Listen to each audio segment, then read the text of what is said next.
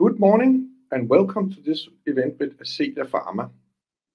With me today I have the CEO, Magnus Corfitzen, and I would like to welcome the audience as well. And as always, you're more than welcome to post your questions during the presentation. And you post your questions just below the video window, and I will forward them to Magnus either during the presentation or after the presentation. So with that said, welcome Magnus, and please carry on. Yeah, thank you, Klaus, and everyone who joins this quarterly update. So I'm happy to share the Q4 of 2023 update with all of you. So earlier this morning, we released the quarterly Q4 and full year report, and we had an official announcement, and this is a session where I will give an executive summary, and then we can have a question and answer session dialogue towards the end of the presentation. As usual, I will be making forward-looking statements. So Ascelia is dedicated to improving the life of people living with cancer by offering better treatment options, in particular within rare cancer conditions. We have two drugs in clinical development, which I'll talk briefly about, with Orviglance, which is our lead asset. A lot of excitement going into the phase 3 readout in May this year, and Oncoral ready for phase 2. So we are a Swedish company based in Malmö, Sweden, and traded on Nasdaq Stockholm since 2019. So you could say the key update on this quarterly update is you're going through the events that we had end of in Q4, but also after the close of the quarter. So an important milestone was that we got an acceptance of an overview article, which really goes into all the data that is available as of now on Orviglance into one publication in Investigative Radiology, which is one of the leading radiology medical scientific journals. After the announcement that it was accepted, then it has later become available online. So we've also had a general assembly for an incentive program. And then we have had the beginning of December, we gave an update because we met one of the important milestones in the reevaluation when we looked at the images, and then the three radiologists who are evaluating the images, which is the final part that we lack of the phase 3 study. They have all started reading, so that means that the training was complete. They've been doing tests before they could start looking at the images, and everything is up and running. So now it's about them going through all the images, and we're on track for getting the result and announcing in May this year. After the period, we've had most notably the financing of up to 35 million Swedish kronor. That was announced Sunday or this week. And I'll come to that bit later. So first, I'll give a couple of words on Orviglance, and this summarizes the highlights of Orviglance. So it's a diagnostic drug that is given to patients before they have an MRI scan, and we target exclusively patients with severe kidney function dysfunction. So when the kidneys are not functioning very well, they have a very special unmet medical need.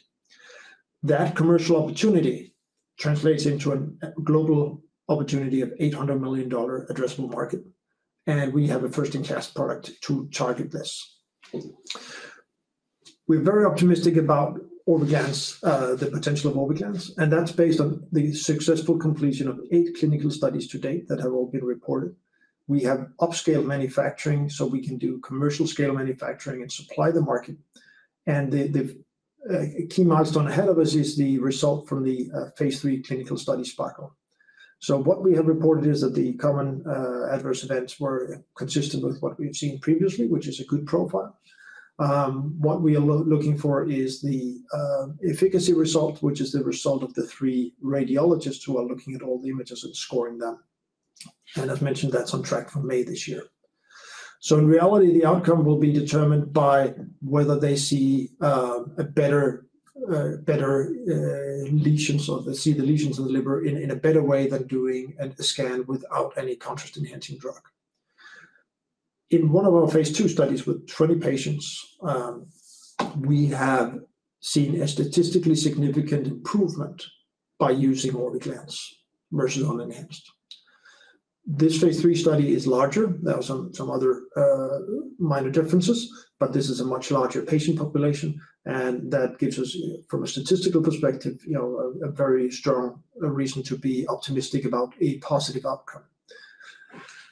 So, and then obviously, with a positive outcome, we will progress towards a new drug application, apply for regulatory approval in the US and other geographies.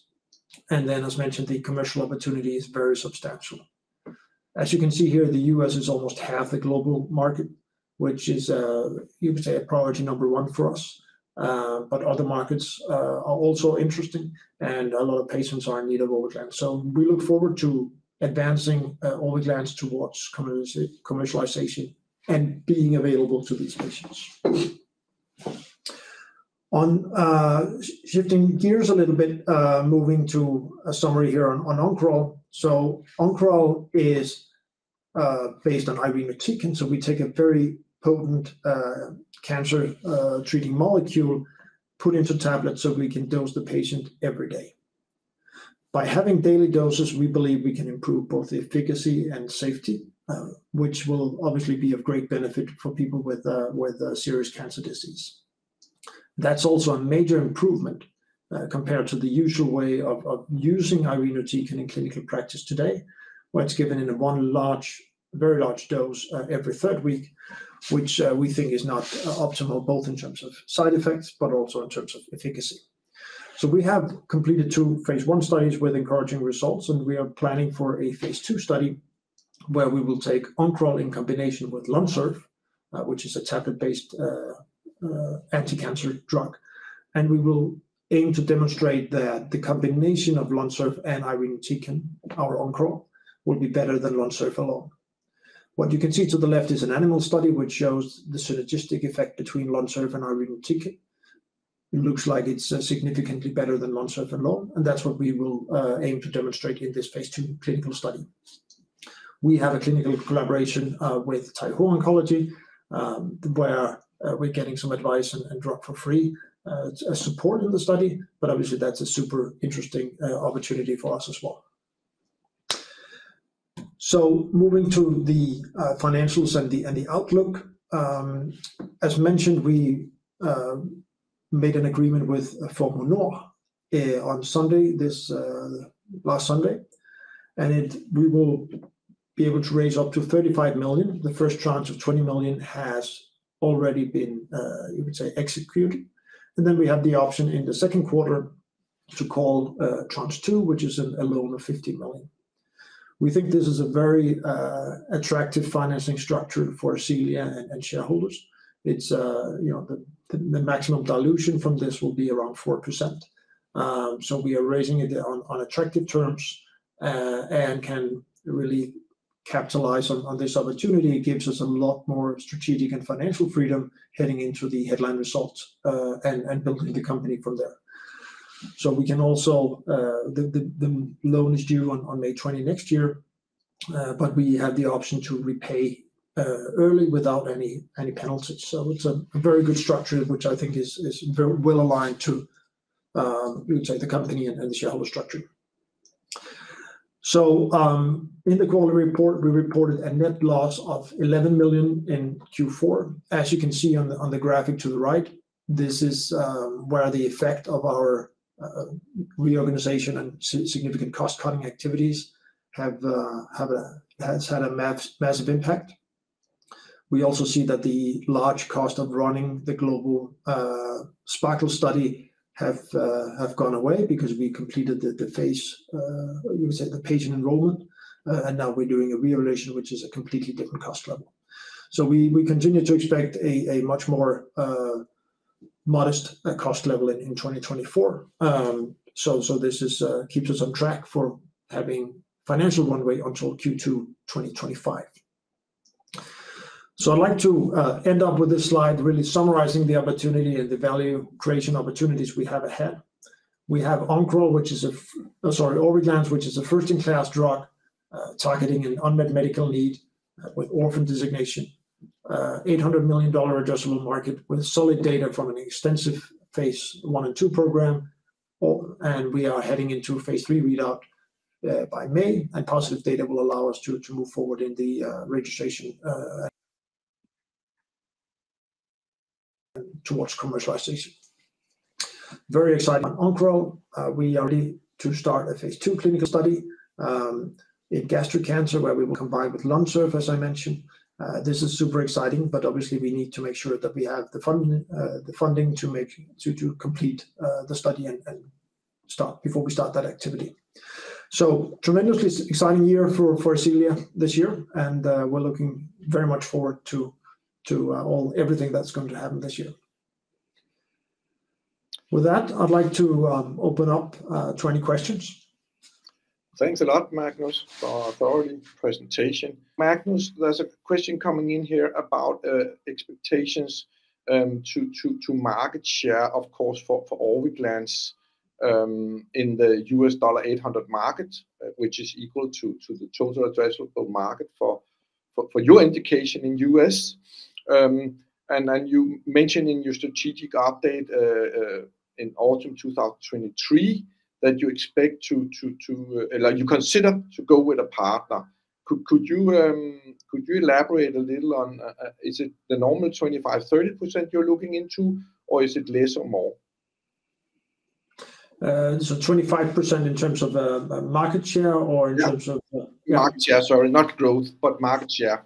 Yeah, no. So I mean, in the fall of last year, we expanded our strategy on commercialization, where previously we've been focused on building a US team, Ascelia team that would commercialize this. It's a small dedicated task force that could be very successful at doing this with great economics. That's still on the table, but we also expanded to say maybe a more capital efficient way would be to have global partners or partners in US, Europe, and Asia, and different geographies. And so that gives us, you could say, a bit more flexibility in terms of how we will approach that. What we're looking for in partners is that companies that have the skill sets that will make Orviglance a successful product in that geography. What is important is obviously being able to access the key decision makers on the clinical side, which means a hospital-focused sales force. It would be people who are an organization that have people who are very good on market access and pricing, making sure that the healthcare payers will reimburse the product and we get paid as according to the value. We have already done a lot of work in terms of the pre-launch activities, and that work supports the opportunity for a value-based price, where we've given some ranges in terms of what to expect. And you could say a partner would capitalize on that work, take that those insights and move forward in the commercialization process. Ultimately, what the penetration rate will be is difficult to say, of course. What we have shared is that based on our detailed market insights, I think roughly 75% of the patient volume is in 400 medical accounts. So that means a targeted approach would allow us to target to most of the vast majority of the patients. And obviously, there's economics are not in, so that you would say a patient in a very remote area far from large hospitals, we would not be able to reach that patient most likely. But there would be great economics in terms of getting to a very sizable opportunity here. And today, what our market research shows is that most of these patients are getting an MRI procedure without any imaging drug or contrast agent at all, which means that we will come in as an add-on. We are not replacing, in most cases, another product. We are adding to give a better procedure for this patient. And we think that's a much more attractive, you would say, entry point. So we think, we're not providing, guidance in terms of revenue projections, but we think this is a very compelling value proposition to this patient population, very vulnerable patient population. So we think definitely we'll get a significant share, in particular in the US. Thanks for your question. And just to be a little more specific, it's fair to say, or it's important for the investors to understand, Magnus, that these 800 million, the total addressable market, that's for the livers with impairment. It's not the healthy liver segment. Isn't that true? That's correct. Yeah. So when we look at the $800 million addressable market, that's based on people with cancer, severe renal problems, so that they are in the highest risk category from potentially fatal side effects from the gadolinium products out there. When they do liver imaging, that is our target population. If we did additional clinical studies and expanded you would say the label and the target patient population, that would be an add-on in terms of procedure volume and also in you would say dollar value. But we are focused, the $800 million, that is exclusively patients with severe renal disease. And that brings me to the next question, because there's one in the audience that think that you earlier on mentioned 500 to 800 million. So 800 is not new, but that's the US indication. But Magnus, as you showed on your chart, you of course will address Europe and rest of the world as well, or rest of the developed world as well. And that market is around $500 to $600 million. Isn't that true, Magnus? Yeah, so and maybe previously we had a commercial outlook where we said, if I recall correctly, 350 to 500 million in US, Europe, and Japan. So when we look at a number of other geographies, there are also a lot of patients who fit into this description. And when we look at those collectively, then that increases the amount from the 350 to 500 up to the 800 estimate.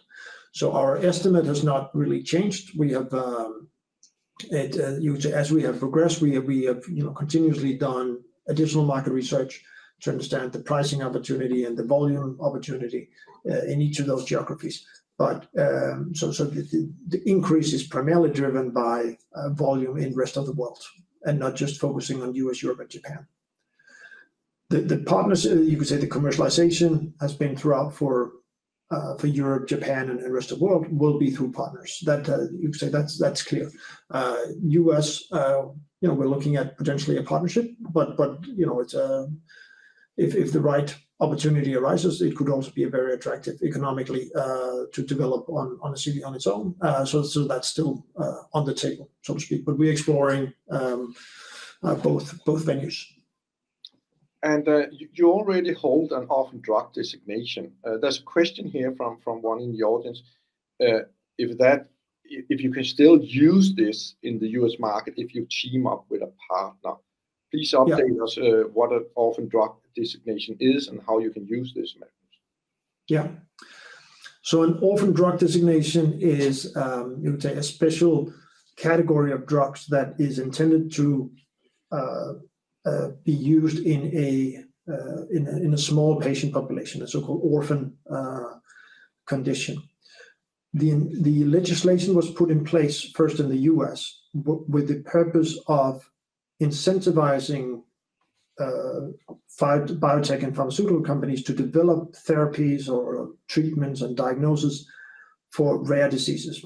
The most attractive is obviously when you can develop a new product to help a large volume of patients, because that's a bigger economic opportunity. But the orphan designation really creates a number of incentives that will help, that will make, you could say, make it less costly to bring products to these patient populations. So among these, the benefits is that there is you would say, the regulatory agencies understand that with having a rare patient population, very few patients, there are some limitations in terms of what you can expect to when you run clinical trials. And that is giving some more flexibility, but we still need to prove compelling efficacy and safety and a good risk reward profile for the drug, like any product. But there are some, you would say, some additional considerations that give potentially more leeway for orphan drugs. And there are some tax incentives as well, but very importantly, it also confers in the US 7 years of marketing exclusivity, which means that when for the 7 years after Orviglance has been approved by the FDA, FDA will not approve a comparable product for the same indication. So that gives us a lot of benefits in terms of building a good product opportunity of Orviglance, because the you would say a direct competitor would not be able to get approved. So usually if in the pharmaceutical market, if you launch a competing product, there may be some patent disputes, which will be a lawsuit between you would say the innovator and you would say the one that comes second. In this case, it's a different kind of protection because it's a regulatory protection. So the FDA will say, potentially provided the data of a competitor that is similar, when that is asking for approval, the FDA will say, yes, you can get approval, but it's going to be 7 years down the line or 5 years, depending on how much is left on our exclusivity. And if you disagree with that decision, then the other company will need to sue the FDA. If it's a patent dispute, they would sue Ascelia. So I think the bar for, in all fairness, I think the bar for suing the FDA is a bit higher than suing Ascelia or Ascelia suing another company. So that gives a very strong protection, and that is extremely valuable. Thanks a lot, Magnus. And it doesn't matter whether you commercialize on your own or use a partner in terms of orphan drug designation. It's not related in that sense. It's just an exclusivity for you as a company. Isn't that true? Yeah, that's correct. So we have an orphan designation covering the Orviglance product, and that you could say follows with the data file, the clinical documentation, everything that's combined into one asset. And if we were to do a partnership, then there could be different models, but it could either be that Ascelia files and gets the product approved and have the Ascelia Pharma name in the FDA files, or it could be that we transfer it to the partner and they will then get the approval. But the orphan drug designation follows with the molecule. Yes, thanks a lot for elaborating on that. And now we talked about healthy and impaired livers. Is there any regulatory requirements that limit you to marketing Orviglance towards healthy liver lesions? I think you're thinking about healthy kidneys. Yeah, sorry, healthy kidneys. Yeah. So we intend to get an approval based on the patient population we studied in the phase 3 study, which is patients with severely impaired kidneys, so badly functioning kidneys.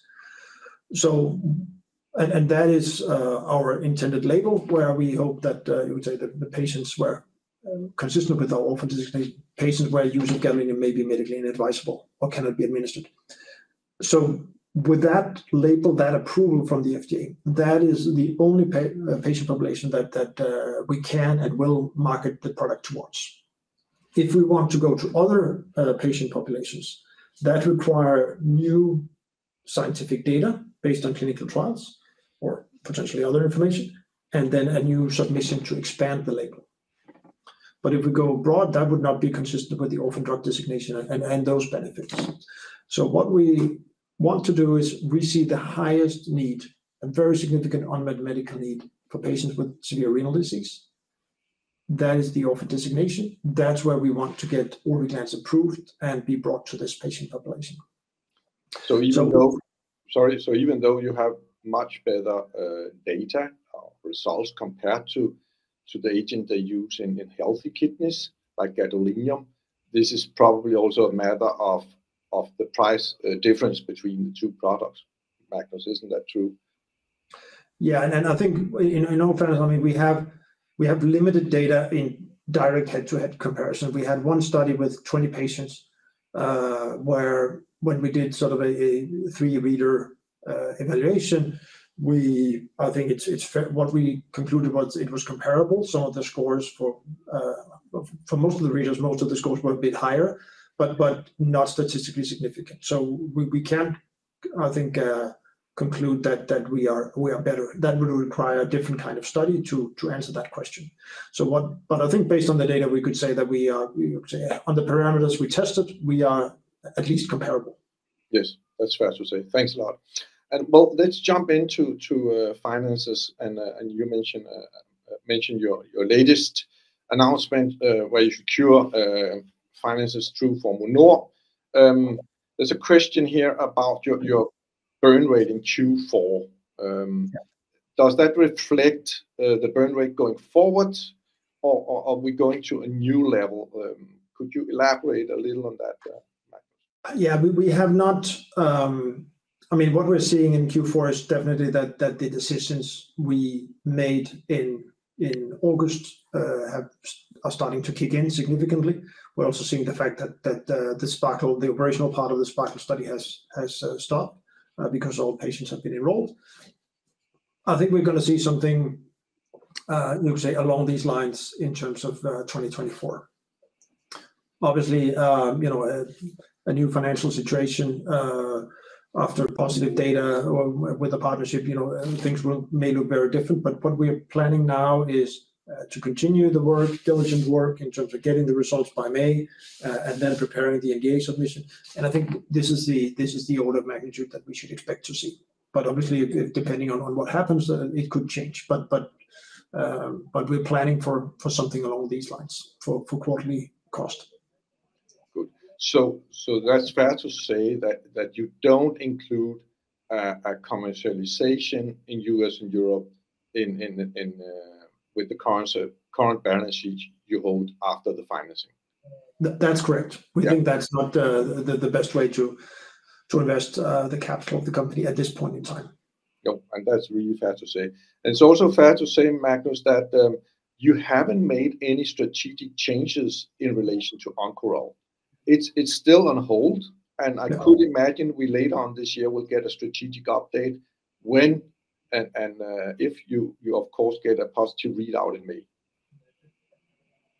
Yeah, I think, and I said before, I would love to get that study going. I think it's so interesting, and I think when we look at the data, this is only animal data, but I think the opportunity to demonstrate a benefit to patients, I think is pretty good. And I think that would be an important opportunity for people with gastric cancer, which is a really devastating disease. So, whenever we feel that it's a prudent decision to initiate the study based on from a financial perspective, I would love to get going on this one. But on the other hand, the most important thing is to make sure right now that we get the result from Sparkle, and we have the data we need for Orviglance to go through into the registration phase and the commercialization. And I think that is what we need to, that is what we're prioritizing as step number one. But I think it's a really good opportunity to have Oncoral to initiate phase 2 development of that asset as soon as possible once everything is in place for that. Thanks a lot, Magnus. What timeline should we expect from when you get the positive readout in May? Is that 6 to 9 months? Yeah, we've not communicated our timelines. I think we'll probably come with it a bit later. I think we are what we're thinking is consistent with what we see other companies doing. So I think it shouldn't be unusual, but it does take some time to finalize. But I think when you look at companies having the phase 3 data and when they're able to submit, I think that timeline we're probably pretty much on par with that. I could imagine, Magnus, and it's important for the investors to understand when you get the readout, you don't start selling immediately. That's a lot of work behind that. But as you mentioned in your CEO word in the recently announced in the report from this morning, but also early on, you have more or less prepared the launch. You have looked into different possibilities, either on your own with a partner, and you have early on at events in HC Andersen presented your strategy. So it's fair to say, as soon as you get the approval, you are more or less ready to go into the market. Yeah, I mean, we have you would say a high-level blueprint in terms of what needs to be done, who are the important stakeholders, what do we need to do from here. We have built relationships to some of the leading experts, in particular in the US and Europe. that are enthusiastic about what we do and how Orviglance can help patients. We think that's a great position to be in. But we have the plan and everything, but there are still a number of activities that need to happen between now and the launch date. We have a plan for that, and we would say either we will do that with a partner or potentially with an Ascelia team in the US. That remains to be seen, but we know what needs to be done. We know which activities we'd like to get going on in case of we doing the work. But what I think is also extremely important to recognize is that this high quality work that we've done in preparing the launch will also be extremely valuable to a partner in terms of using for their planning in terms of how to launch the product. So I think it's extremely value creating work that we've done, not just on the clinical side, but also on the manufacturing and upscaling side and on the pre-launch side, and the regulatory interactions we've had with the authorities. I think all of those are we would say, we are in a very good position. Thanks a lot, Magnus. Thanks a lot for updating us on all the interesting parts going on in Ascelia right now. I don't know if there's any other questions from the audience. We are more or less there. No, there's no more questions, Magnus. So with that said, once again, Magnus, thanks a lot for participating here and presenting your Q4 and the latest events. And thanks a lot to the audience for all the great questions. And by that, I will close today's event, and I will greet everybody a good weekend. Thank you. You're welcome. Bye.